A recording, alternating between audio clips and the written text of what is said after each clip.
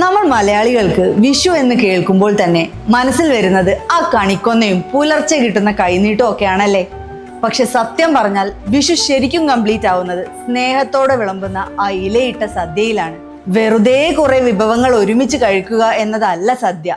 അതിന്റെ പിന്നിൽ ഒരു കണക്കും ശാസ്ത്രവും ഒക്കെ ഉണ്ട്. സദ്യയുടെ തുടക്കം തന്നെ ആയുർവേദ തത്വങ്ങളെ അടിസ്ഥാനമാക്കിയുള്ളതാണ്. ചൂടുള്ള ചോറ് വാഴയിലയിൽ വിളമ്പുമ്പോൾ ഇലയുടെ മുകളിൽ നാച്ചുറൽ ആയിട്ടുള്ള വാക്സ് ലെയർ ഉരുകി ഭക്ഷണത്തിൽ കലരുകയും അതിലെ ആന്റി ഓക്സിഡന്റുകൾ ശരീരത്തിന് പോഷക ഗുണങ്ങൾ നൽകുകയും ചെയ്യുന്നു. ഇനി ഭക്ഷണം കഴിച്ചു തുടങ്ങുമ്പോൾ ഇലയുടെ ഇടതുവശത്ത് മുകളിലായി ഉപ്പും പപ്പടവും പഴവും ഒക്കെ വയ്ക്കും. അതിന്റെ കൂടെ തന്നെ ഇഞ്ചിക്കറിയും അച്ചാറുകളും വരും. ഇതിന്റെ ഒരു സയൻസ് എന്ന് പറയുന്നത് സദ്യയിലെ ഹെവി ഐറ്റംസ് വരുന്നതിന് മുമ്പ് വയറിനെ ഒന്ന് ഉഷാറാക്കാൻ വേണ്ടിയാണ് ഈ അച്ചാറുകൾ. ആ പുളിയും എരിവും ഒക്കെ തട്ടുമ്പോൾ ദഹനരസങ്ങൾ ആക്റ്റീവ് ആവും. അങ്ങനെ നമ്മുടെ വയർ മെയിൻ ഊണിനായി റെഡിയാവും.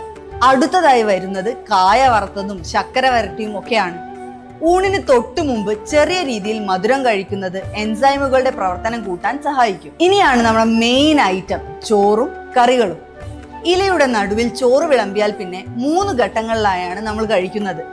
ആദ്യത്തെ ഉരുള പരിപ്പും നെയ്യും ചേർത്തതാവണം.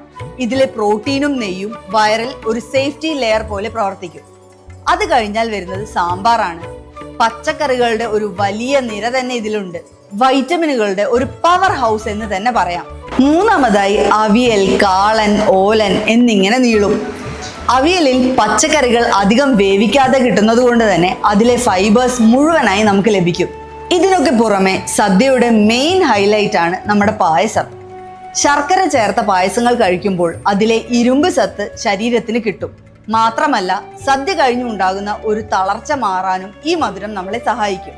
അവസാനത്തെ ആ ഫിനിഷിംഗ് ടച്ചായി കുറച്ച് മോരോ രസവും കൂട്ടി ഒരു പിടി കൂടി പിടിക്കണം.